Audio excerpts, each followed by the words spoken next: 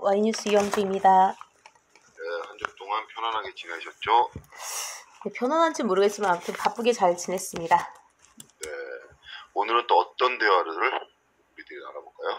일단 첫 번째 주제는요, 그 수원 아마도 여러분들 많이 알고 이제 그 접하셨을 텐데 수원 영화 살해 사건을 좀 준비를 요즘 아주 해봤습니다. 언론에 아주 언론에 나오는 노출되는 기사의 절반은 이 뉴스 같다고 생각할 정도로 네.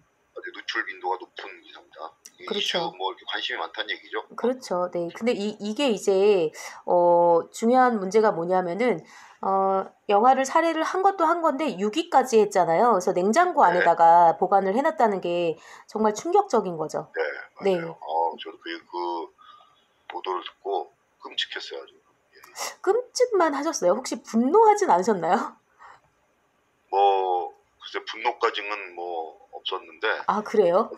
무섭다는 생각이. 아, 무서우셨다고요? 예.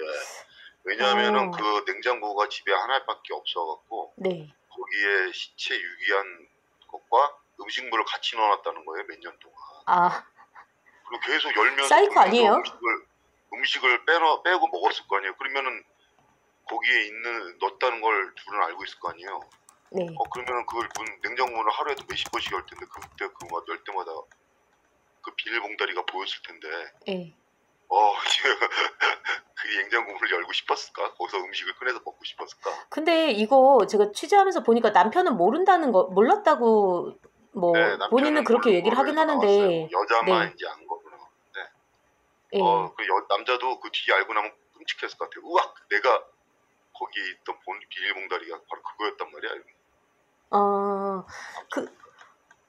근데 저는 이게 너무나 끔찍한 것도 끔찍한 거지만 저는 되게 분노가, 그러니까 제가 분노 유발자는 아니고요. 분노가 좀 되더라고요. 어떻게 분노가 많으신 것 같아요. 아니, 본인 자식이잖아요. 본인 자식. 그 애기들이 나를 낳아줘라고 얘기한 것도 없고 본인들이 사실 저희 성모 마리아도 아니고 사실 왜 아이가 생기는지 다 알잖아요. 이거 유치원생들도 다 알거든요. 네. 본인들이 저질러 놓고서 그 애를 태어나게 하고서 1일 됐대요. 1일. 취재한 바에 의하면 1일 됐다라는 거거든요. 태어난 지 1일 된 아이를 목 졸라서 살해를 해서 냉장고에 지금 2018년 하니까 5년으로 알고 있는데 5년 동안 넣어놨다라는 거예요. 이 사람이 맞나요? 출생신고도 안 해서 이게 파악이 안 됐어요. 그리고 여기에서 제가 이거 관련해서 칼럼도 쓰긴 했는데 이게 아니라 영아 살해했을 때 우리나라 지금 현재 법안이 영아 살해랑 그 다음에 일반 그 살해가 있잖아요. 그럼 영아 살해는 감형해줘요. 아세요? 대표님? 좀 그런 걸로 알고 있어요. 대한민국 형법 제250조 살인과 존속살해에 관한 조항인데요. 제1항은 사람을 살해한 자는 사형 무기 또는 5년 이상의 징역에 처한다 이고요. 2항은 직계 비속 또 직계 비속이 자기 또는 배우자의 직계 존속을 살해한 자는 사형 또는 무기 또는 7년 이상의 징역에 처한다라는 거죠. 그러니까 이게 존비속 있잖아요. 존속은 위고 비속은 아래잖아요. 그러니까 아랫사람이 윗사람을 죽이면 더 처벌을 많이 받고요. 그 다음에 영아 살해는 더 감형을 해줘요. 그래서 관련 조항을 조금 읽어드리면은 잠깐만요. 그러면은 지금 대한민국 형법 제251조가 영아 살해에 관한 조항입니다. 직계 존속이 치욕을 은폐하기 위하거나 양육할 수 없음을 예상하거나 특히 참작할 만한 동기로 인해서 분만 중 또는 분만 직후 영아를 살해한 때에는 10년 이하의 징역에 처한다라는 거예요. 그 다음에 영아 유기도 있거든요. 이게 형법 제272조인데 영아 유기에 관한 조항이고요. 직계 존속이 치욕을 은폐하기 위하거나 양육할 수 없음을 예상하거나 특히 참작할 만한 동기로 인하여 영아를 유기한 때에는 2년 이하의 징역 또는 300만 원 이하의 벌금이니까 그 사람 지금 2개 했으면은 중형이면 20년 이하나 300만 원 이하 벌금인데 이거 형 얼마 안 나올 것 같은데요. 2명이라고 하더라도 현행법으로 따지면 그 다음에 형법에서 그 양형할 때 그 장량 감형하는 거 아시잖아요, 대표님. 그렇게 하면 이거 10몇 년밖에 안 나올 거예요, 아마. 제가 예상하기로는 감히 잘 모르지만 그렇게밖에 안 나올걸요. 그러니까 저는 이게 보세요. 치욕을 은폐하기 위함이래요. 지금 본인들이 만들어 놓은 생명을 본인들이 살해하고 냉장고에 몇 년씩이나 그렇게 이거는 정말 생명에 대한 이거는 20대 남성과 30대 여성의 사실혼 관계에서 이렇게. 사실혼 관계예요?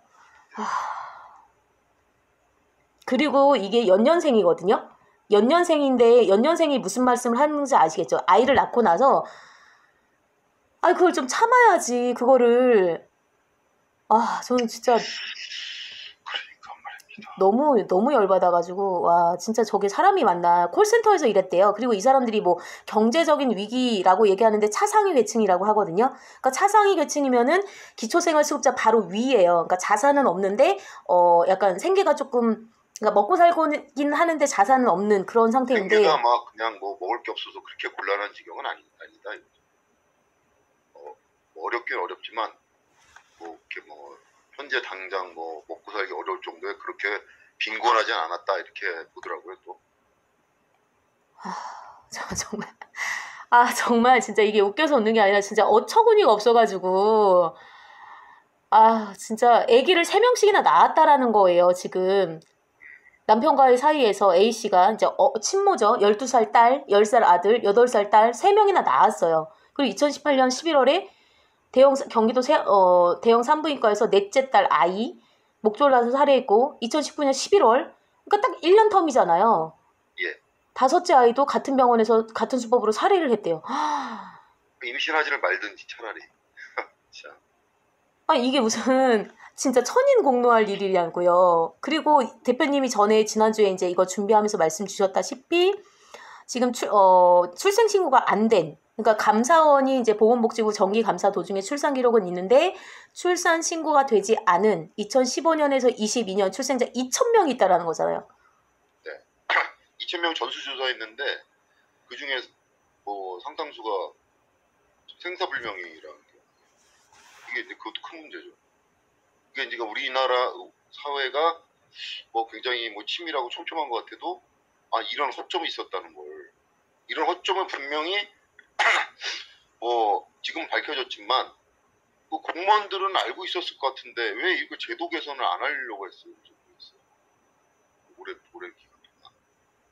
그죠. 제도 개선도 제도 개선인데 제가 진짜 그러니까 담당 공무원은 이게 출생신고가 네. 출산을 하고 그 다음에 출산한 다음에 출생신고를 한 달 안에 해야 되잖아요. 한 달 아니에요? 저는 아이를 안 낳아봐서. 그러면 그거 해야 되는 그 기간 안에 안 할 수 있는데 그걸 안 하면은 찾을 수 없다는 거를, 그걸 업무를 하는 사람들은 그걸 알 수 있어, 그걸 모르고 했단 말이에요. 그 몇십 년 동안. 행정 공백이 있었던 거죠. 와, 그러니까 이거 얼마나 아무 생각 없이 이렇게 데미지 서비스를 해봐요. 진짜. 아니 그러니까 이게 유튜브니까 제가 좀 편하게 말씀을 드려도 괜찮을까요, 대표님? 네. 이게 여자들 사이에서는 이제 그런 얘기 이제 자연스럽게 하잖아요. 남자들이 모여서 여자 얘기 하듯이 여자들이 모이면 이제 남자 얘기나 이제 그런 얘기를 하거든요. 근데 실상 그러니까 낙태가 이제 지금은 그러니까 불법은 아니잖아요. 현재 대한민국에서. 그런데 불법 아닌가요, 낙태? 네? 불법 아니에요? 그 불법이 아닌 거 위헌 났잖아요, 그게. 그래요? 예. 그 몇 년 됐는데. 그래서 그런데 불법화 됐을 때도, 불법일 때에도 실질적으로 낙태를 하는 층은 미혼 여성보다 기혼 여성이 훨씬 더 많다라는 거예요. 그 다음에 적지 않게 남편의 자녀가 아닌 아이들이 많았다라는 거죠. 그러니까 어떻게 보면 미혼 여성보다 기혼 여성은 그게 너무나 그러니까 편하다라기보단 손쉽다? 상대적으로 쉽게 낙태를 할 수 있는 거죠. 왜냐하면 남편이 있으니까. 그런 얘기도 있어요. 그러니까 너무나 무책임하다라는 거죠. 무책임하다. 왜 지금 생명은 신이 주는 그런 어떤 선물이다 뭐 이렇게도 얘기를 하긴 하는데, 왜 인간이 정말 미력하고 정말 그런 아주 어리석은 인간이 왜 신행세를 하고 있어요. 왜 지네들이 애기를 만들어서 왜 지네들이 죽이고 있어요, 그거를. 그 숭고한 생명을 아예 낳지를 말든가. 그러니까 아예 그냥 처음부터 조심해서 임신을 안 하든가. 조심도 안 하고 그냥 참 무책임한 거죠. 제가 이렇게 분노하는 이유가, 그러니까 뭐냐면은 저도 사실은 실수로 태어난 경우거든요. 이제 저희 부모님이 연세가 많으시긴 했었는데 이제 실수로 태어난 경우이고, 그러니까 저는 어렸을 때부터 그 얘기를 들었던 거예요. 너는 취중에 태어났어. 그러니까 뭐 어디 지나갈 때는 저희 아버님께서 저기서부터 지나갈 땐 나보고 아버지라고 하지 마. 그러면서 뭐 삼촌이라고 그래. 뭐 이렇게 했단 말이에요. 예. 근데 그게 되게 원망스럽거나 이러진 않았어요. 사실은 한 40년 동안을, 아, 진짜 내가 왜 태어나 있어야 되지? 내가 태어나달라고, 내가 낳아달라고 한 게 아니잖아요. 부모들이 그냥 지 뜻대로 아니, 죄송합니다. 당신들의 뜻대로도 아니죠. 실수죠, 저는.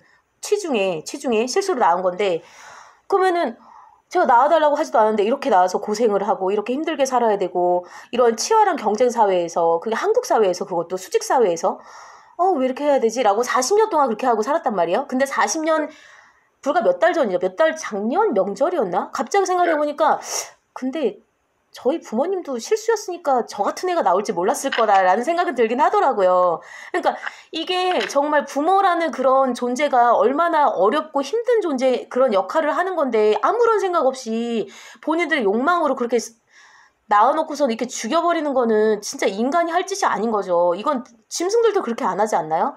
해외의 경우를 좀 말씀을 드릴게요. 1974, 제가 칼럼을 썼기 때문에 2022년 1월 9일에 쓴 건데 1974년부터 10년 동안 캐나다 경찰이 5,444건의 살인사건을 해결했어요. 이 중에 300여 건이 부모에 의한 자식 살해였고요. 또 이 중에 150명의 희생자가 1살 이하의 영아였고요. 가해자 중 88명이 친어머니였다는 거예요. 이런. 친모가. 제가 진짜 너무 열받아가지고 진짜. 그 다음에 이제 외국도 그런 경우가 많네. 한국만 좀 특수한 경우죠.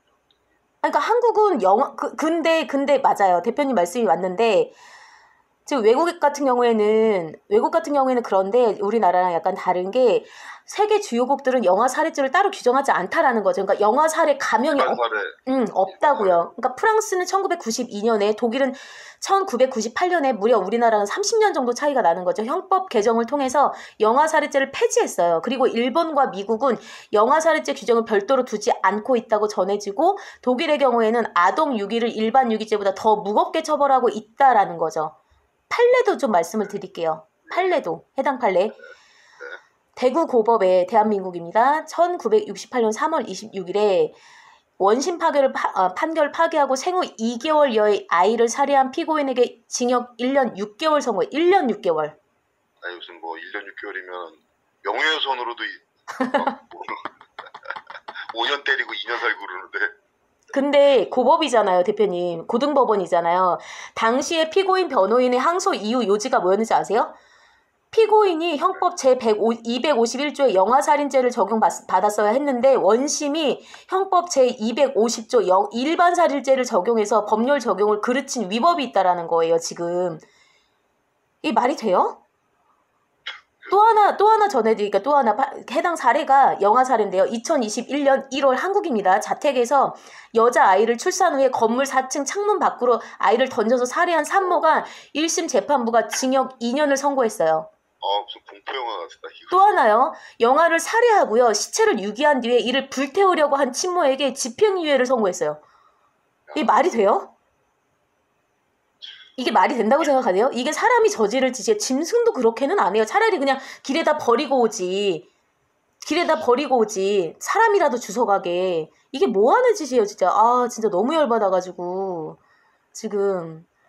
그런 거 보면 인간이 얼마나 잔인하다는 게 여기서 다시 한번 느껴져.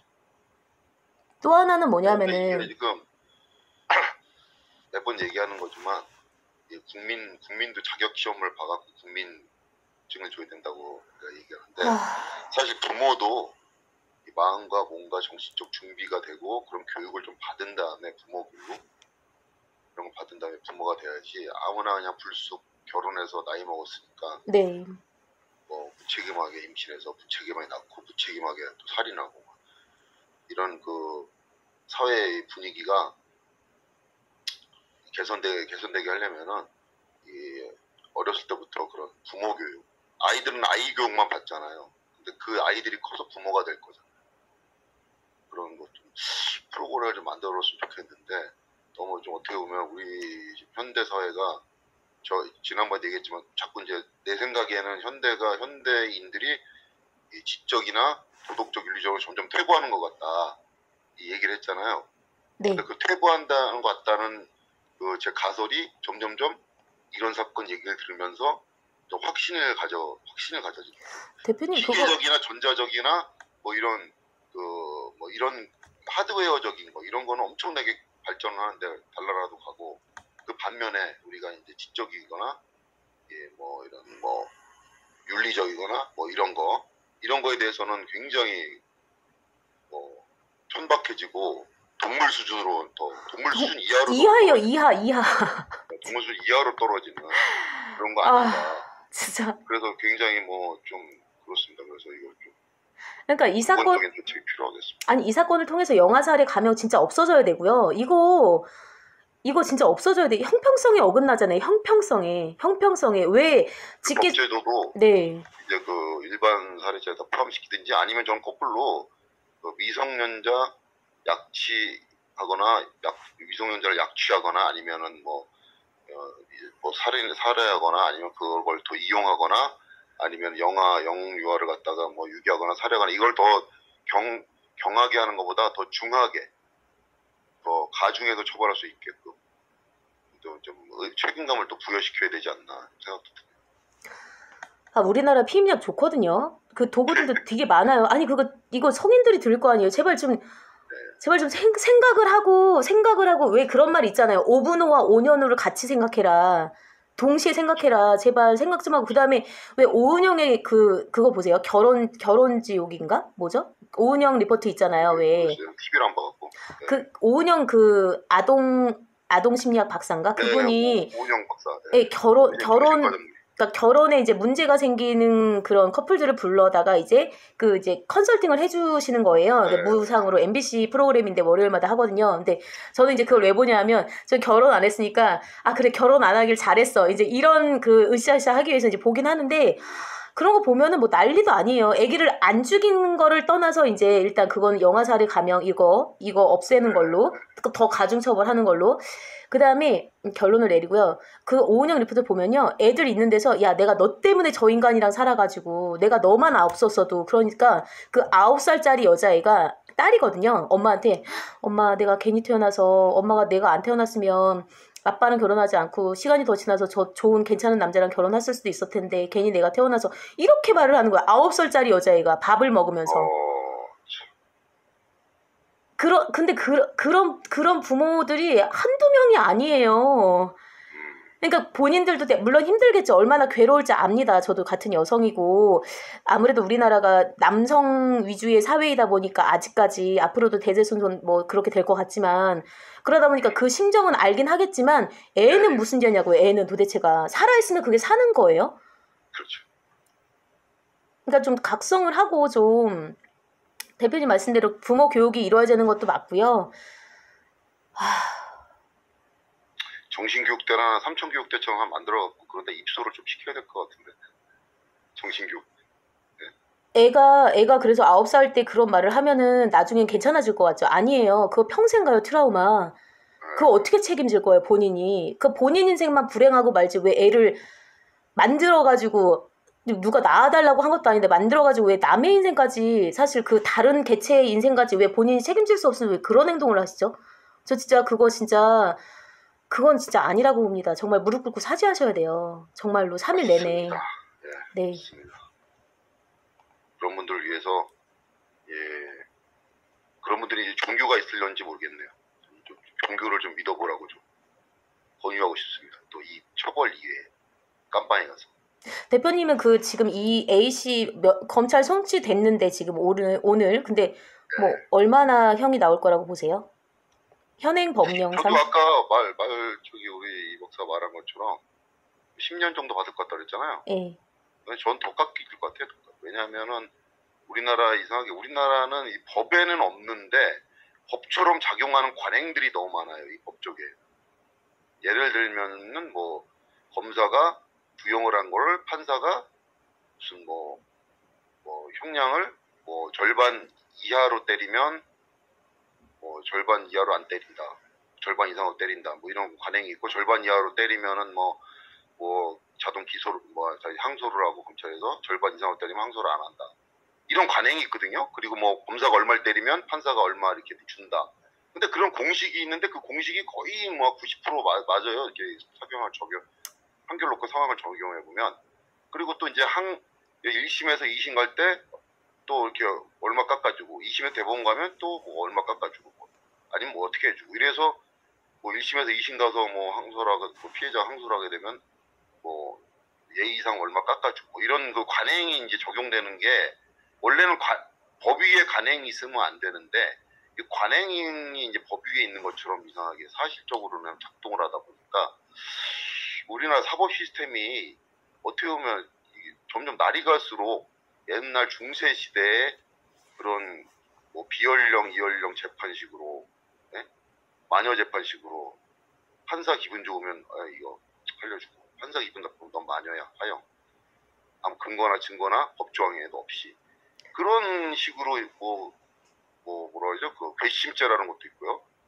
뭐 그런 식으로 해서 이렇게 많이 작동되는 것 같이 난 요즘 굉장히 그래서 사법 시스템에 굉장히 회의를 많이 느끼거든요. 우리가 이거 좀 개혁이 있어야 되긴 있어야 되는데 그거 뭐 이제 논의고 너무 멀리 나갔고 이것도 만약에 엄밀히 법조문에 따지면 이게 몇 년이야 뭐 어떻게 돼 있잖아요.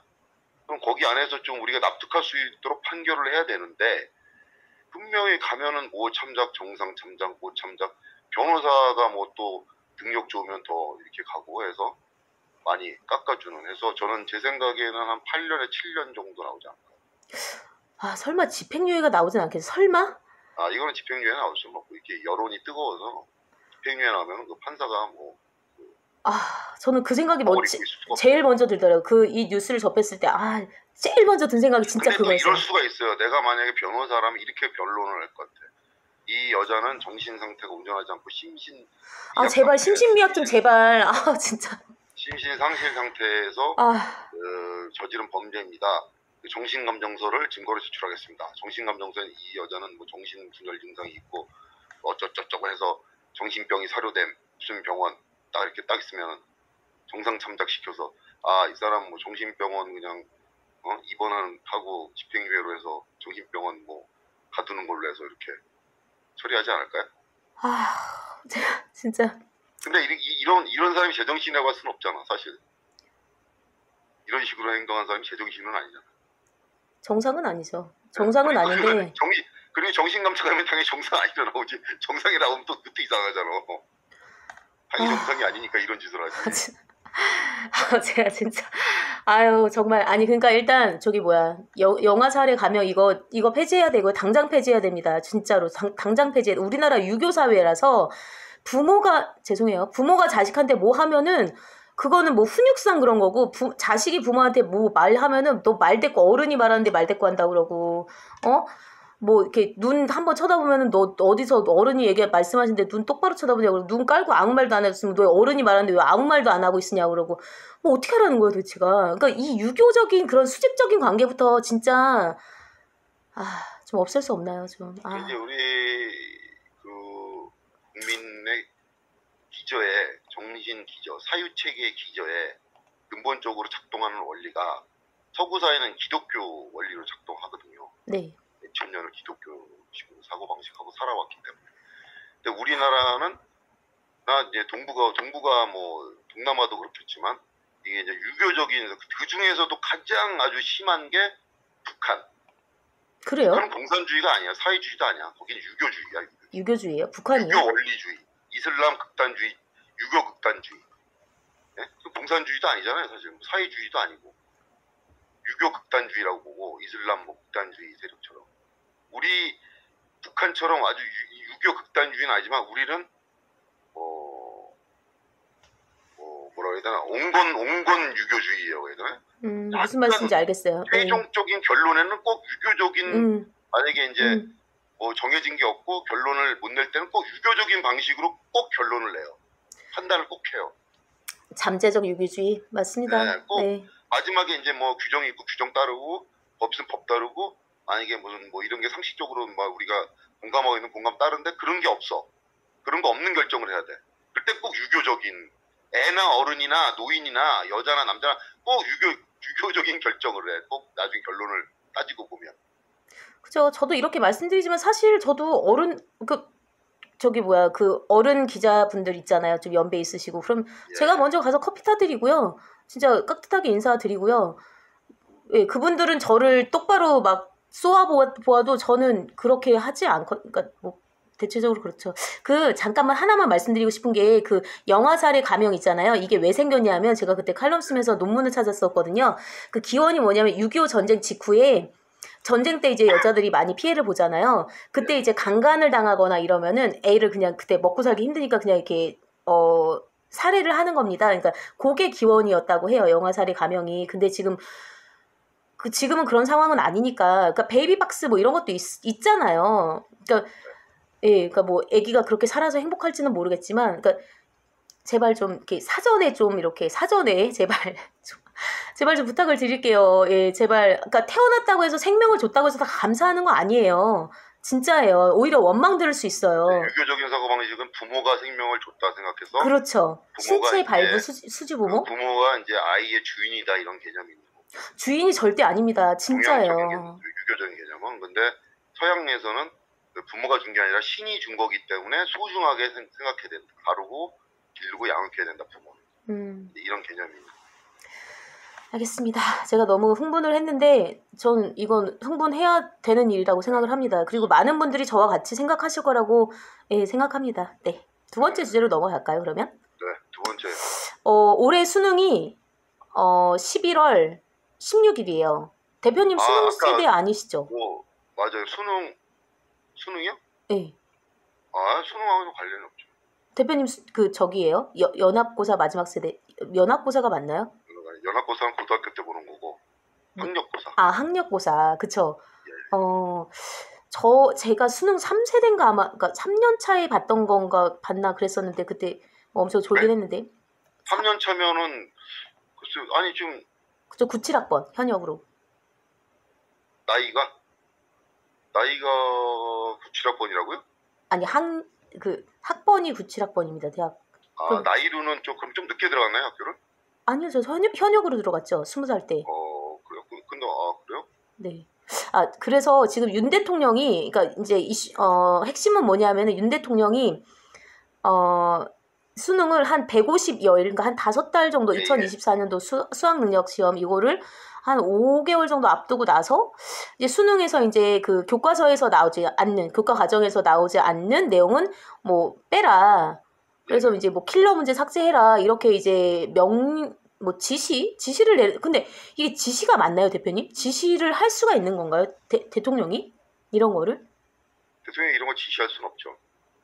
그러니까 저는 그 발언 자체가, 그러니까 이제 제 소견으로는, 정말 작은 생각으로는 이게 월권 아닌가라는 생각이 들더라고요. 대표님 좀 어떻게 보셨어요?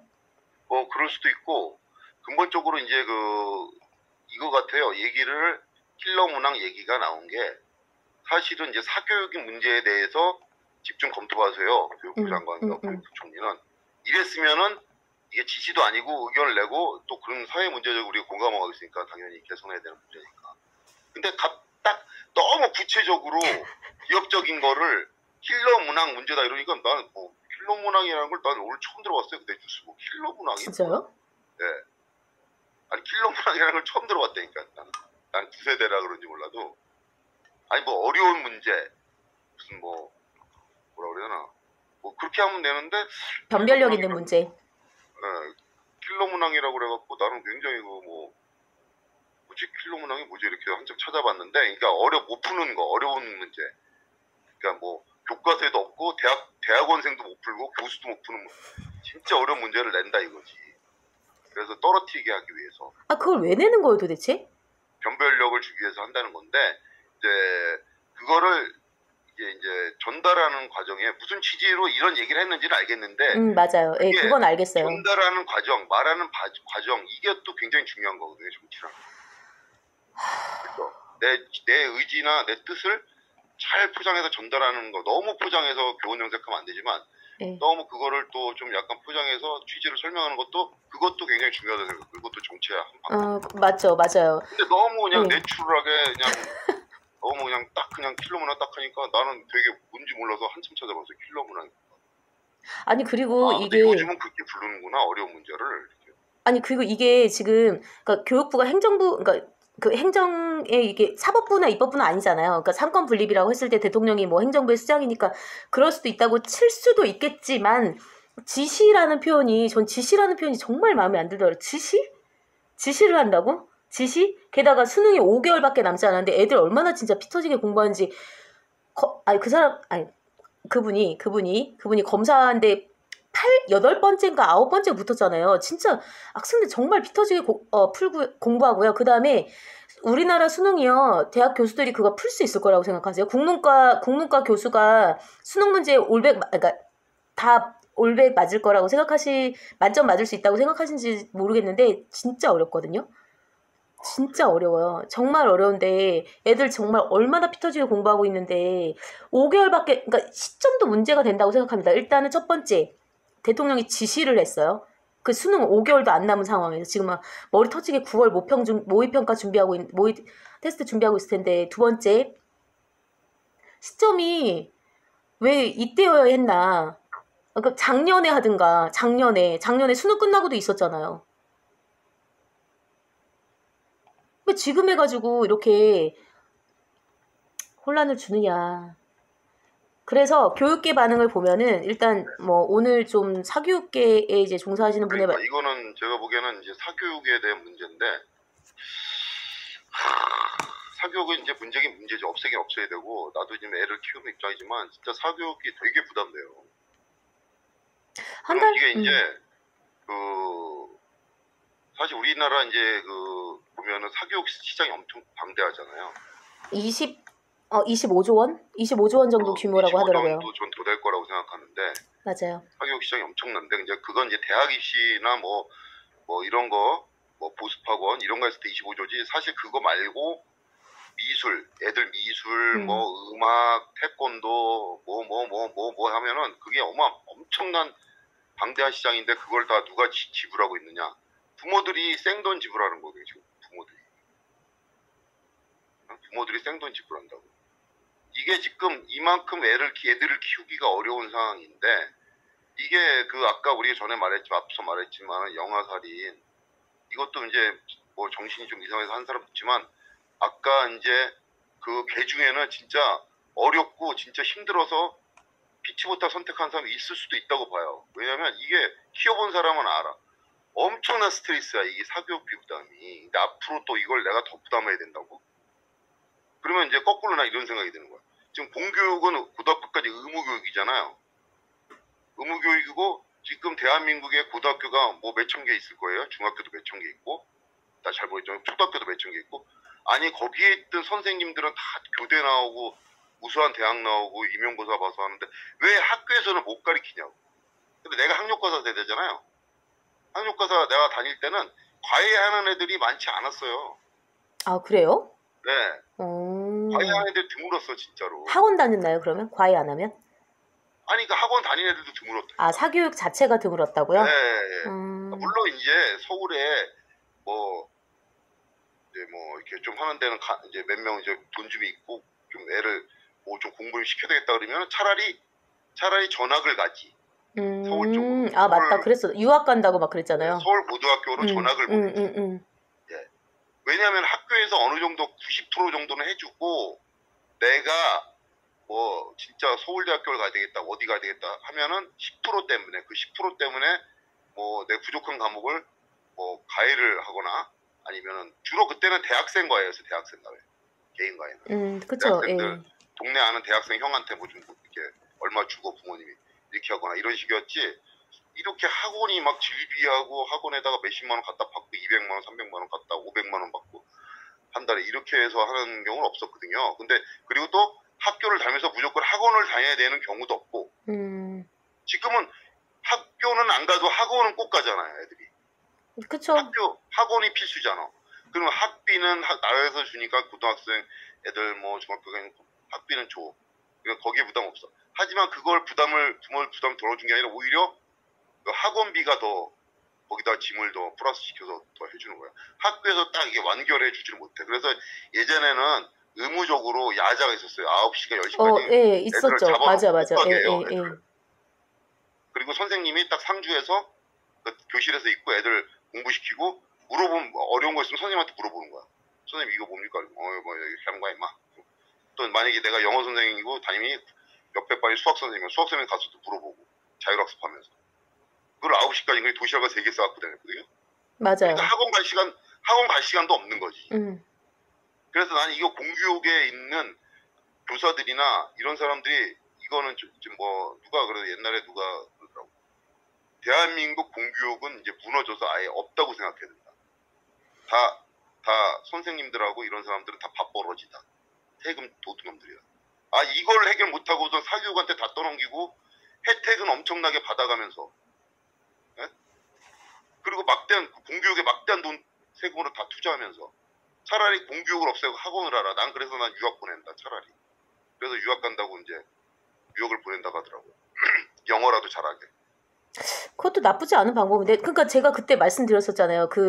저희 학원 폭력 그거 다룰 때, 그러니까 애들을 공교육에서 그렇게, 근데 애들 입장에서 생각을 해보면, 학생들 입장에서 생각을 해보면요, 대표님. 그러니까 거의 새벽부터 새벽까지 그냥 주말도 없이 쭉, 그냥 계속 쭉 20살 때까지 그렇게 사는 거거든요. 근데 대학교 들어갔을 때 솔직히 그렇게 어렵지 않잖아요, 대학교는. 그러니까 정말 완전히 그 상반되는 지금 그런 교육을 과정을 하고 있다라는 거예요. 그 킬러 문제 같은 경우에도 지금 26문제가 킬러 문제라는 거예요. 그래서 국어, 수학, 영어, 과학 해가지고 보면은 국어가 7개, 그 다음에 수학이 9개, 영어 6개, 과학 4개 이렇게 됐다라는 거예요. 근데 이게 이제 변별력 때문에 그러는 거지. 변별력. 그러니까 진짜 잘하는 친구, 정말 최상위권. 그 다음에 약간 뭐 상위권, 그 다음에 중상위권, 중위권 뭐 이렇게 나눴을 때 그럼 최상위권은 어떻게 가려내냐 해가지고 이제 그런 문제를 내는 건데, 이게 일각에서는 이제 어떤 지적이 나오냐면, 그러면 이제 아주 어려운 문제가 아니라 어려운 문제, 그러니까 아주 어려운 문제가 아니라 어려운 문제를 빨리 풀 수 있는 학원이 생겨날 것이다, 이렇게 얘기하는 거예요.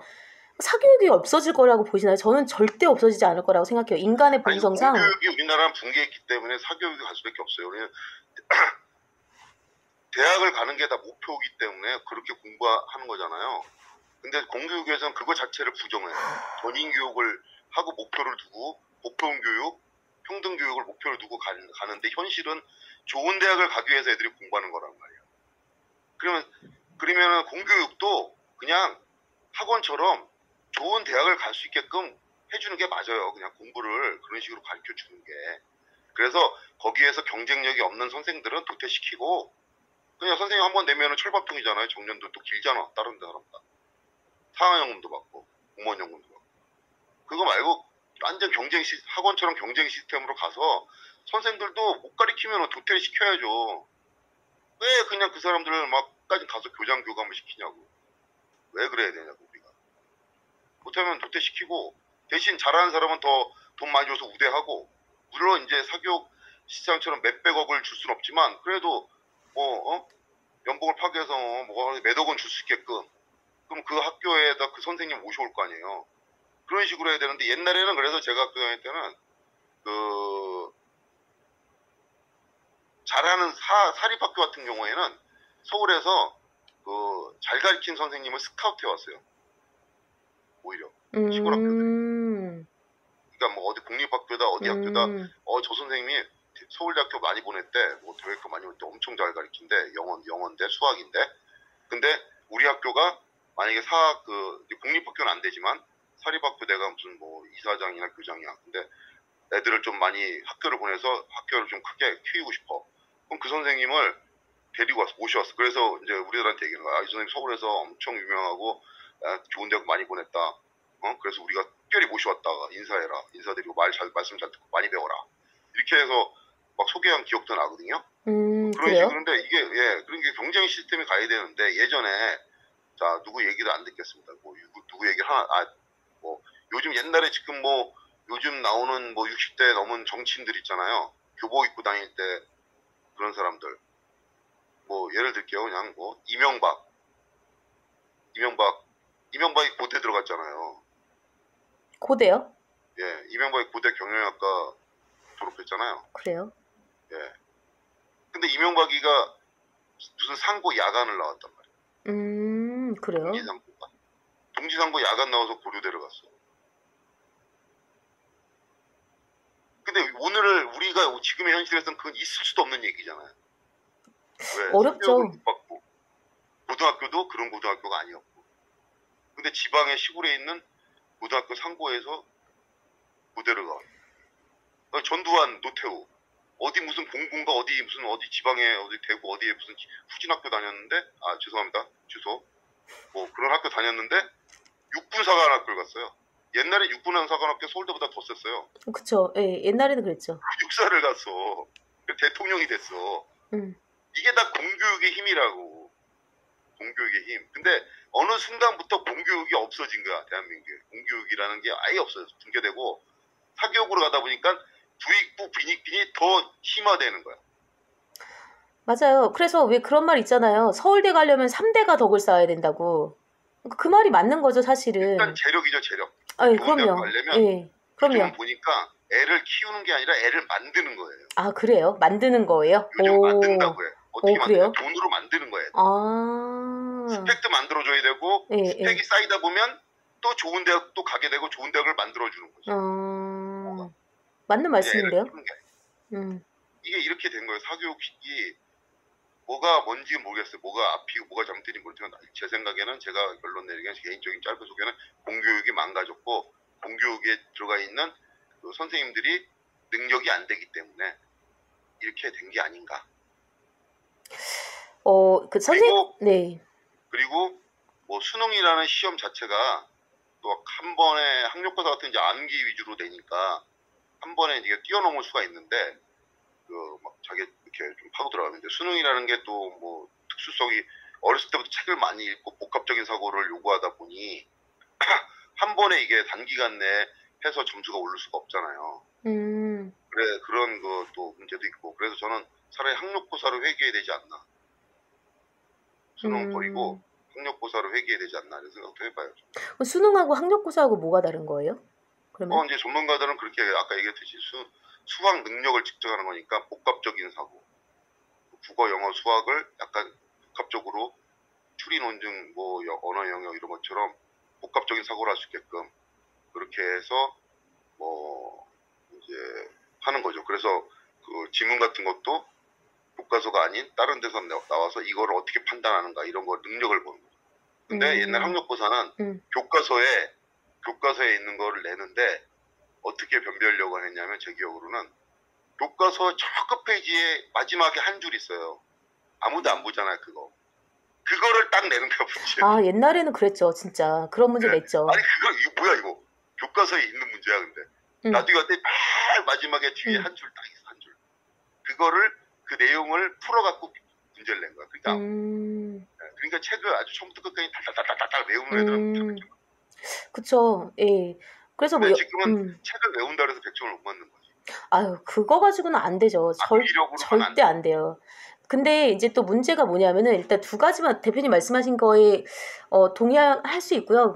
또 문제가 뭐냐면 전 첫 번째는 대학 서열화라고 생각해요. 대학 서열화. 우리나라의 4년제가 제가 알기로는 160여 개로 알고 있거든요. 4년제 대학교가. 근데 더 많이 생겼겠죠. 뭐 사이버대 이렇게 했으니까 일단 대학 서열화가 너무나 극심한 거예요. 너무나. 정말 너무나 극심하고요. 그다음에 두 번째는 예전에 비해서 더 공고해졌죠. 수도권 서울에 있는 대학교와 지방대학교 차이가 더 심해졌죠. 지잡대라고 하잖아요. 오죽하면 지잡대. 옛날에는 그래도 이제 지방의 거점 대학교, 부산대학교, 경북대학교, 뭐 전남대학교 뭐 이렇게는 좀 그래도 수능 점수가 어느 정도 학력고 점수가 높았거든요. 근데 이제 요즘은 아예 그냥 완전히 뭐 문 닫잖아요. 문 닫잖아요. 미달이 뭐 엄청나고 그럼 뭐 이런 말은 그렇지만 엄청 이제 위상이 추락했죠. 맞는 말씀이세요. 그리고 그러니까 그거를 지금 부추기는 게 기업이라는 거예요. 기업. 왜? 왜냐하면 그 우리의 기업에 서울대가 왔어. 이런 것도 있고 그다음에 또 하나는 일단 대학 서열화가 저는 없어져야 된다고 생각해요. 그래서 저희 대학원의 그러니까 저희 학회에 프랑스에서 이제 유학을 하고 독일이었나? 독일인가 프랑스? 프랑스? 유학 갔다 오신 분이 계거든요. 그러니까 파리 제1대학 뭐 2대학 이렇게 되잖아요. 그러니까 제가 그래서 물어봤어요. 그러면 프랑스에는 우리나라 같은 서울대가 어디 없다는 거예요. 그러니까 그 파리에서 그 중심으로 해서 이렇게 그 반경으로 했을 때 가장 가까운 게 1대학, 그다음에 그 다음 권역이 2대학, 그다음에 3대학 이렇게 된다는 그러니까 뭐 파리 뭐 만약에 예를 들어서 파리 8대학이다 해서 파리권이 아니라는 거 절대 그게 아니라 그냥 위치에 따라서 이렇게 달라지는 거고 그다음에 학자금도 있어야죠. 학자금 저도 지금 대학원 등록금을 지금 갚고 있긴 한데 그러니까 그 돈 없는 사람은 공부도 못 해요. 어렵죠.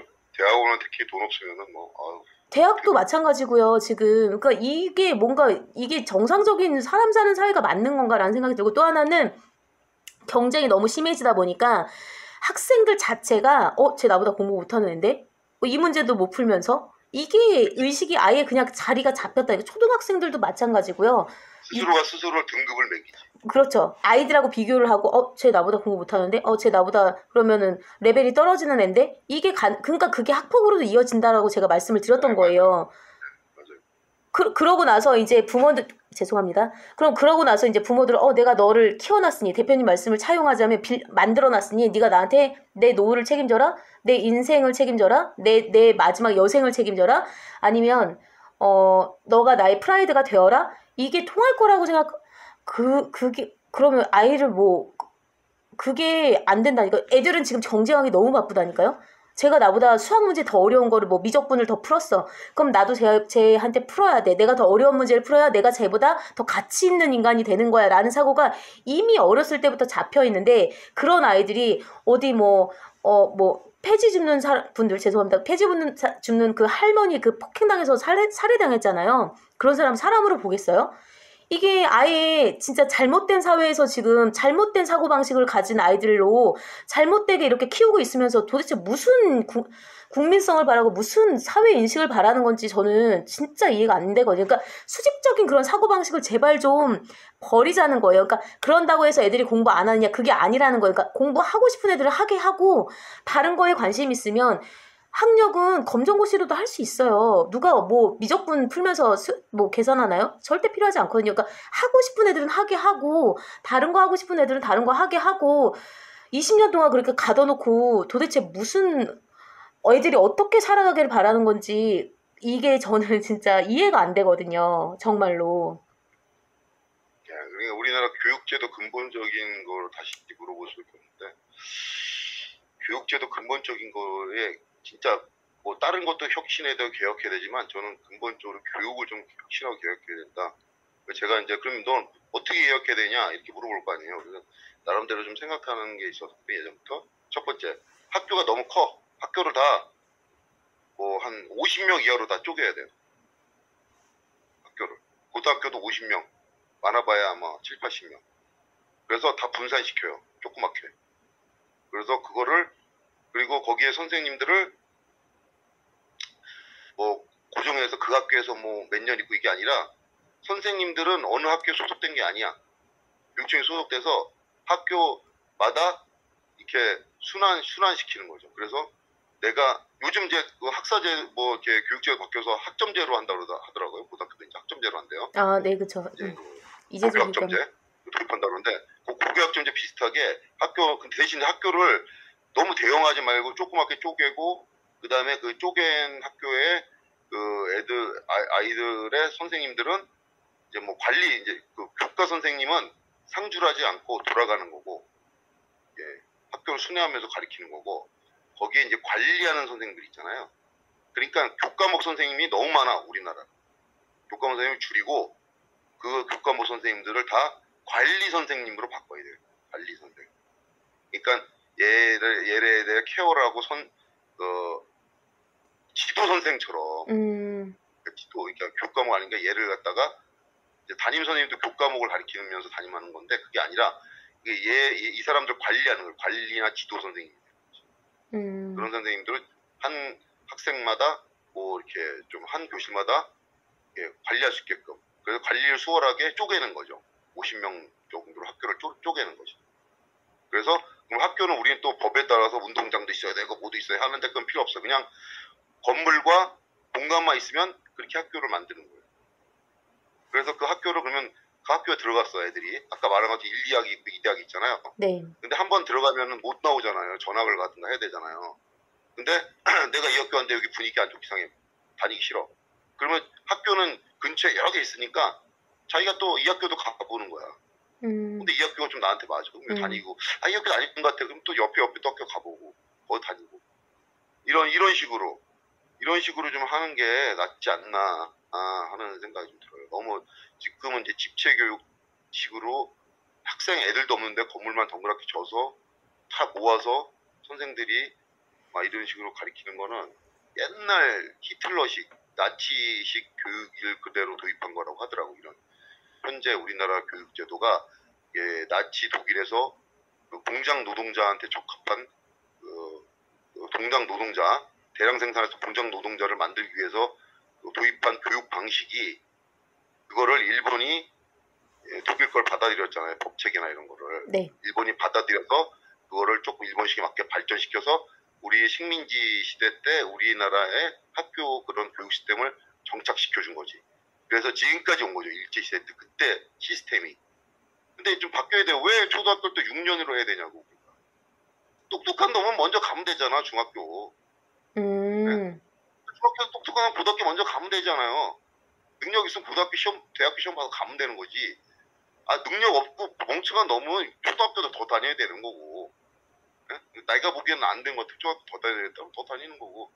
학교가 조그매야지 그게 가능하거든. 크면은 다음 신입생이 와서 교실을 차지하고 있으면 안 되니까 내보내고 이렇게 해야 되니까 그냥 컨베이어 벨트식으로 그냥 밀어내기 식으로 하니까 교육이 질이 떨어지는데 양보다는 이제 질을 높이는 방향으로 이제 가야 되지 않나. 그리고 학교 과목 선생님보다는 지도 선생님이나 관리 선생님을 한 반이나 아니면 애들 몇 명당 딱 전담을 해서 묶어갖고 그 아이들을 면밀히 관찰하고 지도하고 뭐 이렇게 아니면 뭐 도와줄 거 도와주고 아니면 문제가 있다 그럼 뭐 이렇게 법적으로는 제재를 가하거나 이렇게 할 수 있는 그런 권한을 주고 이런 식으로 해야 되지 않나 하는 생각이 들어요. 이제 일단 1차적인 거 여러 가지 많은 생각을 했는데 일단 대표적인 그거 시간상 이제 뭐 다 나열할 수 없고 나중에 기회가 되면 교육제도 시스템에서 뭐 나열하고 싶다. 왜 제가 이렇게 교육제도에 관심이 많냐면 저도 이제 예전에 대학원을 조금 다니면서 취업이 안 돼갖고 그 입시학원 강사를 한 적이 있어요. 예, 그래갖고 대학원을 그때 다니셨었어요, 대표님? 예. 그래서 그때 관심이 많아요. 그래서 내가 교육에. 그리고 애를 음, 키우다 보니까 관심. 그래서 내가 보육교사 자격증도 있어요, 사실은. 그래요? 예. 그러시구나. 근데 네. 우리나라 발생하는 그 아까 뭐 이상한 애들 죽이고 하는 그런 범죄 같은 거 있죠. 이게 상식적으로 납득이 안 가는 사이코틱한 범죄들 이런 게 이제 많이 발생하는데 그 현대사회 가면서 그게 많이 발생하거든요. 이상하게 예전에 비해서 예전에도 이제 그런 게 있었지만 그게 이제 이게 유아교육이나 이런 데서 그게 이제 답이 나왔어요. 왜 이런가가.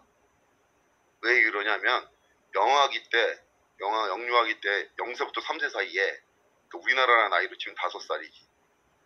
지금 이제 만 나이 하니까 4살 정도까지 이게 이제 애착 형성기라고 하는데 이때 부모가 엄청난 사랑을 많이 줘요. 음, 엄청나게 사랑을 많이 받은 그 형성기 받은 아이들은 지능도 높아지고 인성도. 맞아요. 근데 그게 그냥 그게 당연히 사랑받으면 좋아지겠지 이게 아니냐. 그걸 외국에서 거의 100년 가까이를 수십만 명을 추적해서 연구해서 확정을 친 거야. 사람은 내가 이 사람의 전인생을 60살, 70살 전인생을 돌이켜서 연구를 해본 결과 그거를 수십만 명 연구해본 결과 가장 인간한테 중요한 건 인간의 지능과 인성이 형성되는 거는 애착 형성기 때문에. 음, 그때 부모가 엄청 싸우거나 사랑을 안 주거나 이혼을 하거나 아니면 애를 버려두거나 이러면은 애들이 다 커서 이상해져. 뭔가가 정상이 안 돼. 지능이 떨어지거나 사회 부적응하고. 근데 개 중에서 지능이 뛰어난 애들, 특출한 애들 몇십만 명 중 한 명은 성공할 수 있죠. 고아로 태어나서도 자수성 갈 수도 있잖아요. 그건 진짜 몇십만 명 중에 한 명인 거고 특출난 사람인 거고 대다수는 평균적으로 한 50에서 60% 넘으면은 이건 맞다고 해주잖아요 우리가. 근데 음, 그냥 98%, 99%, 뭐 90% 이상이 애착 형성기 때 잘못된 애들은 지능이 다 이상해지는 거예요. 음, 그럼 지금 왜 우리가 이상한 범죄들이 많아지냐면 그런 그 애착 형성기 때 뭐가 잘못 있었던 거죠. 다 과거 돌이켜서 타임머신 타고 돌아가 보면 부모한테 사랑을 많이 못 받았던 거지. 부모나 주변에 있던 형제들이나 조부모나 아니면 그 동네 마을 그래서 애들은 부모가 키우는 게 아니라 마을이 키우는 거라고 하잖아요. 옛날에는 그러니까 그랬죠. 애들이 이걸 옛날에는. 지금도 마찬가지예요. 지금도 나는 그 환경이 애들이 키우는 거, 이제 부모도 키우지만 부모 못지않게 마을 사람들이 키운다고 생각. 뭐 이제 왜 예를 들면 예전에는 공동 육아를 해줬으니까 그런 게 있지만 요즘은 어떤 거냐면 이제 애가 가요. 애를 데리고 손을 잡고 길거리를 걸어가. 근데 삭막한 동네는 애가 할아버지 안녕하세요 모르는 애한테 얘기할 수 있잖아요. 인사할 수 있잖아요. 그럼 할아버지가 인사 팍 쓰면서 안 모른 척 푸시푸 지나가. 그럼 애한테는 그게 이제 그 자기의 그런 각인이 되는 거야. 나도 저렇게 되는 거지. 사람 그런 거예요. 그런 걸 못 받으니까. 근데 좀 좋은 동네나 좀 이게 좀 가족적인 동네는 말을 끌고 나가. 그러면 모르는 할머니 할아버지 지나가. 할머니 안녕하세요 이렇게 하면 아유 귀여워라 너 커서 너 훌륭한 사람 될 거야.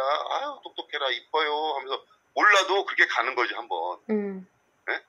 근데 제가 애를 키워서 뭐 경험하는 건데 그래서 제가 또 다른 데로 이사하는 경우도 있어요. 제가 의정부 살았는데 의정부가 약간 도심화되고 삭막해요. 그래요? 끌고 나가 애를 데리고 나가면 사람들이 다 인상 쓰고 애가 뭐 이렇게 안녕하세요 하고 뭐 말 걸고 손 뭐 관심 가져도 너무 쌀쌀맞게 돼. 그래요? 유치원도 요즘에? 그렇고. 너무 삭막해. 그 의정부 뭐 제가 욕하는 게 아니라 뭐 안 그런 경우도 있겠지만 약간 그래요. 주로 또 신도시 아파트 단지에 사는 사람들이 또 그래. 신도시라고 하는데 아파트 단지만 밀집돼 있는데 이런 데가 특히 심해. 애들이 엄청 싸납고 부모들도 싸나워. 근데 싸나워요? 약간 도농복합 도시 같은 데 있죠. 네네네. 약간 이제 농촌도 아니면서 도시 같은데 농촌도 아니고 도시도 아니고 그런 중간중간한 그리고 약간 좀 자연불화 형태는 아닌데 오래 그냥 상주에서 오래 몇십 년 산 사람들이 많은데 나이 든 좀 있고 그런 데는 되게 따뜻해요. 애들과 아유 귀여워라 아유 누구야 이름 뭐야 하면서 이렇게 다 귀여워해주고 해서 애들이 구김이 없고 그런 게 좀 있는데 제가 그런 동네를 좀 이사 왔어요. 그래서 길 다니다 보면 우리 애가 이제 약간 좀 호기심이 많고 그래서 돌출 행동을 많이 해요. 안녕하세요 하고 막 인사하고 굉장히 집단에는 막 업이 돼갖고 막 이렇게 인사하는데 할머니나 할아버지 다 잘 받아줘 이 동네는. 그리고 막 동네 가게 아줌마들이 지나가다가 아유 귀여워 들어와서 그냥 처음 본 애한테도 주스를 줘 먹으러 냉장고에 꺼내서 막 그렇게 좀 이렇게 좀 그런 게 있어요. 그래서 교육적으로 굉장히 좋다. 이제 그런 게 이제 다 쌓이는 거죠. 그래서 이런 쪽으로 이제 무슨 얘기를 하려고 했냐면 이 교육을 내가 이제 뭐 관여가 없으니까 제3자니까 뭐 관심 없이 이렇게 본다기보다는 진짜 관심을 가지고 나도 교육자라는 거 선생님만 교육자가 아니라 이 일반 시민인 나도 교육자가 될 수 있다는 거 말 한마디 따뜻한 것도 교육이라는 거 애들한테 그건 진짜 맞는 말씀이시네요. 큰 뭐라고 해야 되나 어떨 때는 그 애한테 큰 인생에 큰 깊이 있는 교훈이 될 수도 있는 행동일 수 있다는 거 그걸 명심했으면 좋겠습니다. 그래서 말 한마디 행동 하나 그런 걸 생각하면 말 한마디 행동 하나가 쉽게 나올 수가 없어요. 그쵸 맞아요. 이걸 우리가 처음 시작했을 때 이 주제를 처음 시작할 때 하고 돌아가는 거야. 말 한마디 행동 하나가 쉽게 던질 수가 없다. 애들은 생각. 그러니까요. 그러니까 대표님 말씀하신 그 애착 형성기 있잖아요. 그게 아니 그러니까 네. 무슨 말인지 아까 얘기했잖아. 이 박사님이 막 아까 처음에 킬러 문항 어쩌고저쩌고 막 비판했잖아요. 이런 걸 지금 얘기를 하냐? 네? 이해 가죠? 무슨 말인지? 저 이해 약간? 못했습니다. 무슨 뜻인지 다시. 아니 그러니까 네. 내가 교육자라고 생각하고 하면은 내가 이런 말을 쉽게 던지거나 쉽게 행동할 수 없는데 교육자라고 생각 안 하고 그냥 막 던지는 거지 말을. 뭐 저거 어떻게 해라 이거 어떻게 해라. 아무 생각 없이. 그분께서요? 자 여기까지. 그분께서요? 아니 그렇게 난 그분이라고 얘기 안 했어요. 그렇단 얘기야. 그분을 말씀하시는 게 맞나요? 제가 내용을 파악을 잘 못한 것 같은데. 일단은 저는 그러니까 그것도 맞고 대표님 제가 이해를 잘 못한 것 같은데요. 제가 말을 막 했다는 말씀이신 건가요? 아니면? 아니 이영주 박사 그랬다는 게 아니라 예. 누굴 지금 빗대서 얘기했잖아요. 그러니까 Y 그분 말씀하시는 거예요? 아니면? 예, 노코멘트 하겠습니다. 거기까지만. 아, 네. 일단 요즘 세상이 어목해져 갖고 말 조심해야 돼요. 요즘. 원래 옛날에도 나라님 욕은 뒤에서 나라님도 하다. 아무튼 그러니까 일단 저는 그것 좀 없었으면 좋겠어요. 수직적인 그런 그러니까 예전에 제가 이 말씀만 마지막으로 드릴게요. 조선시대 때 최대로 노비가 많았던 게 전 국민의 3분의 1이 노비였대요. 집계된 것만. 3분의 1이 노비였다라는 거예요. 그러니까 인간들이 얼마나 다른 개체를 짓밟고 싶어 하는지가 그 본성에서 드러나는 거죠. 그러니까 그런데 지금 현대사회는 그나마 민주화됐다고 하니까 형태상으로, 표면상으로는 미세하게 아닌 것 같긴 하지만 사실 신분 다 있잖아요. 대표님 전에 말씀 주셨다시피.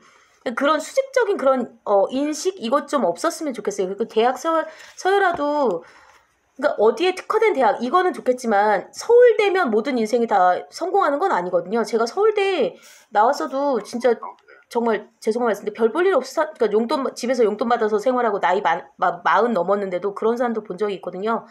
다 뭐 좋은 대학 나왔다고 해서 다 성공하는 거 아니에요. 네, 그리고 또 한 가지만 말씀드릴게요. 지금 제가 오늘 그 사교육 종사자분하고 좀 말씀을 나눴는데 그분께서 하신 말씀이 뭐냐면 고1은 상대평가를 열어준다라는 거예요. 그럼 죄송합니다. 고1은 절대평가인데 고2, 3은 다시 할게요. 고1은 상대평가를 열어준다라는 거죠. 고1은 이제 상대평가를 할 수 있으니까 이게 중학교 때까지 이제 흔들리게 된다라는 거예요. 그러니까 이게 말 한마디가 이게 진짜 신중해야 되는 위치인데 다 흔들어 놓은 거 다. 뭐 학교건 사교육이건 뭐건 뭐 교육부건 뭐건 경질됐다고 하잖아요. 다 흔들어 놓는 거죠. 그 한마디에. 시점도 적절하지 않았고 네, 저는 그렇게 생각합니다. 제 생각은 그렇습니다. 네, 이 사항으로 할게요. 네. 예. 뭐 이렇게 무슨 말을 했는지 취지는 이해는 가나. 맞아요. 이해는 가요. 취지는. 취지를 전달하는 그 방식이나 화법이 매우 서툴렀다. 그리고 이렇게 정리하고 싶습니다. 네, 많은 국민을 혼란스럽게 했다까지도 들어갔으면 좋겠어요. 네. 그 취지를 참 매끄럽게 잘 전달했으면 좋았을 텐데 갑자기 뭐 이렇게 이상한 단어나 이런 거 써가면서 갑자기 공격하듯이 말을 하는 바람에 혼란이 가중됐다. 알겠습니다. 근데 그 사교육 개혁은 취지는 공감하죠. 하지만 그렇다고 해서 교육을 갑작스럽게 이렇게 슉 바뀔 수는 없는 거거든요. 왜냐면 학생들이 지금 몇 년 동안 준비하고 있는 게 있기 때문에. 맞아요. 4년이 필요하다고 하더라고요. 나쁘게 말하면 또 그래요. 나쁘게 보면 제가 그래요. 아무리 쉽게 내든 어렵게 내든 공부 안 하는 애들은 다 어렵거든요. 그쵸. 맞아요. 네, 그쵸. 그럼요. 네, 결론은 이제 그 상위권에 있는 애들에 대한 문제예요. 지금 우리도 얘기하는 게 사실은. 그렇네요. 그러고 보니까. 학교를 가면 90%는 아니지만 80%는 다 포기자들이에요. 다. 공부에 대해서. 학교 한 학교에 10% 정도만 애들이 빡세게 공부하는 건데 서로 경쟁하면서 그런 애들에 대한 이제 문제가 우리들이 뭐 시험을 어떻게 볼 것이냐, 뭐 이렇게 대학 그런 거 우리가 이제 논하게 된 건데 사실은 저는 이렇게 생각해요. 그 엎드려 자는 90% 대한민국에 그런 애들에 대한 대책은 뭐가 있다. 킬러 문항을 풀고 안 풀고 어렵다 안 어렵다 할 수 있는 것도 공부하는 애들이 하는 거죠. 좋은 대학교를 가려고 하는 애들이 그렇게 얘기한 거 아니겠어요? 그러면 그냥 나는 공부 어차피 포기했어. 수학 포기자야, 영어 포기자야. 난 뭐 대학 적당히 가건 난 몰라. 이런 애들 왜 그런 애들이 그렇게 포기를 하게 됐는가? 그거에 대한 근본적인 해결을 정부나 교육이 찾아주는 게 저는 그게 우선이라고 생각합니다. 그래서 맞아요. 엎드려 자는 애들이 90%가 아니라 엎드려 자는 애들이 분명히 공부 포기하는 애 다 잘할 수는 없으니까 그냥 반에 한두 명이 그런 상황을 만드는 게 더 바람직한 교육 아닌가 저는 그렇게 생각합니다. 애들이 너무 안쓰럽죠. 근데 교육 당국에서도 그래서 되게 그 뭐 방법을 찾고 있을 네, 거라고 믿고 싶어요. 그래서 우리 언론이나 정부나 교육 당국이나 포인트를 공부를 잘하는 애, 공부를 어느 정도 하는 상위 클래스에 포인트를 맞춰서 정책이나 담론을 이어가지 말고 거기에 소외된 90%가 소외됐다는 거는 거기에 부모 2명의 90%, 전 국민의 90%가 소외될 수도 있는 거 아니에요, 사실 우리가 얘기하는 담론에. 네, 그래서 외국 시험 독일이 뭐 꼭 바람직한 건 아닌데 독일은 딱 진로를 결정하잖아요, 고등학교 들어가기 전에. 대학을 그러니까요. 갈 것인가, 난 기술을 배울 것인가. 그래서 기술을 배우면 진짜 그 마이스터 고등학교 가서 굉장히 고품질의 고퀄리티의 기술을 배워서 고등학교 졸업하면 취업을 해서 대학 졸업한 애들보다도 임금이 높게 계속 갈 수가 있잖아요. 사회적인 인식도. 예. 어렸을 때 숙련해 가는 거니까. 그리고 내가 공부를 하겠다 그러면 고등학교 때 난 대학으로 갈 거야. 이래갖고 인문계로 와서 공부 열심히 하고. 대신 대학은 학비는 공짜고. 예, 대신 제발. 이제 졸업하기 어렵죠. 계속 시험. 그런 시스템이 좀 바람직하다고 봐요. 독일형 모델이.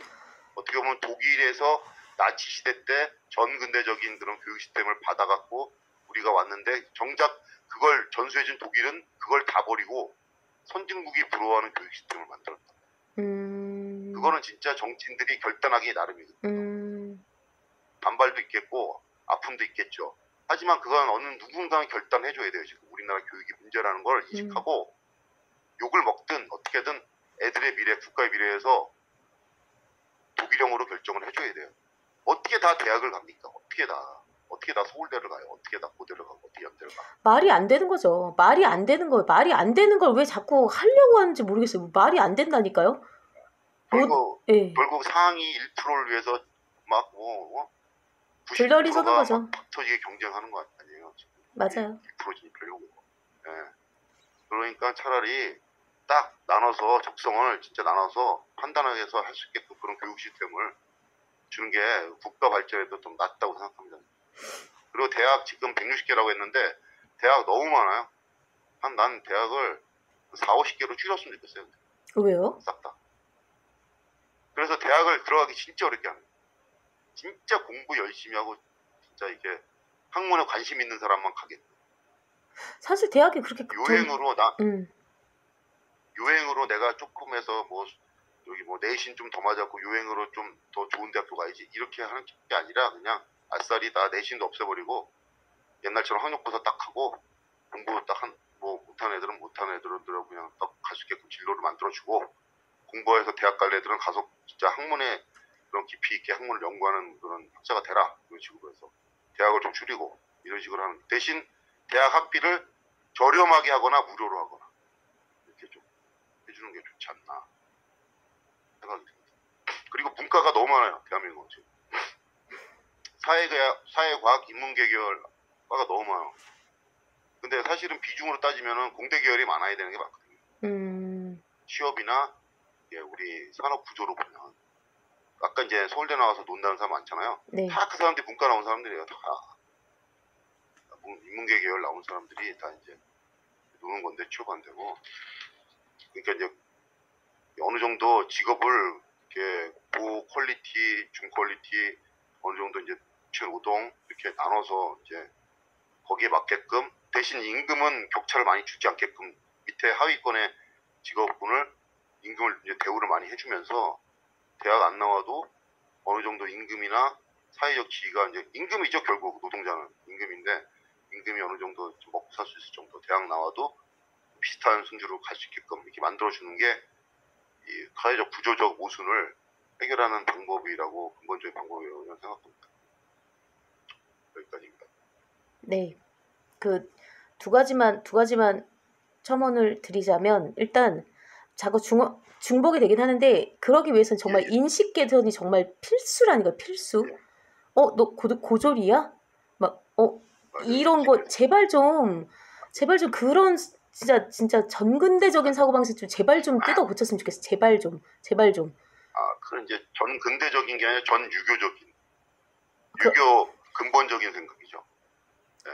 학력이나 신분 갖고 사람을 평가하는 거, 판단하는 거. 절대 비례하지 않아요. 절대, 절대, 제발. 예, 그거 하나랑 두 번째는 앞서 그 사법부 좀 비판하셨는데, 그러니까 사법부에서 판사가 판결을 내리고 싶어도 아마 현행 법 체계랑 그다음에 대표님 아시겠지만 입법부가 입법 취지를 존중하는 차원도 아마 있을 거라고, 예, 저는 그렇게 좀 말씀을 드리고 이상입니다, 대표님. 네.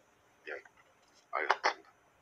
예, 뭐 저도 첨언하자면 저기 아인슈타인 아시죠? 아인슈타인이 엄청난 천재라고 하잖아요. 천재, 네. 예, 아인슈타인 천재인데 아인슈타인이 어디 대학교 나온 줄 아세요? 글쎄요, 어디예요? 아인슈타인이 중고등학교 때 공부를 지지리도 못했대요. 아주 못해갖고 수학만 좀 잘하고 공부를 너무 못해갖고 뭐 엄청 뭐 혼나고 그랬다고 하더라고, 학교 다닐 때. 근데 제가 이제 저도 정확하게 뭐 스위스인가 스웨덴인가에 무슨 뭐 쭈리 공대인가 무슨 어디 공대를 졸업했어요. 아인슈타인이. 네. 그러니까 별로 네임밸류가 높지 않은. 하버드 대학교 졸업한 게 아니니까 아인슈타인. 공대를 졸업했다니까. 그러니까 공부는 혼자 하는 게 맞는데. 우리나라에서는 불가능한. 그래서 우리나라에서는 아인슈타인이 나올 수가 없는 거지. 그쵸. 아인슈타인 같은 세계적인 박사들이 나올 수가 없는 거지. 네. 있어도 인정도 안 해주죠. 어디 대학교 나왔냐부터 먼저 묻는데. 아니 그렇게 해서 기회를 주질 않지. 맞아요. 기회를 안 주죠. 네. 맞습니다. 알겠습니다. 그래서 교육제도, 왜 아인슈타인을 만들 수 있는 교육제도를 만듭시다. 우리도 좀. 네, 그랬으면 좋겠네요. 네, 여기까지 하겠습니다. 알겠습니다. 대표님 고생하셨습니다. 자, 오늘 좀 무거운 주제를 하다 보니까 시간이 뭐 다른 것보다 더 금방 끝날 줄 알았는데 이번에 더 길게 갔네요. 예. 네네. 자, 오늘 여기까지 하고요. 지금까지 수원에서 폭넓은 언론 활동을 하고 계신 이영주 박사님과 여러 가지 대화를 나눠봤습니다. 자, 다음 주도 유익한 대화를 가지고 유익한 주제를 가지고 다시 찾아볼 것을 약속드리며 오늘은 여기까지 하겠습니다. 고맙습니다. 감사합니다. 네, 수고하셨습니다.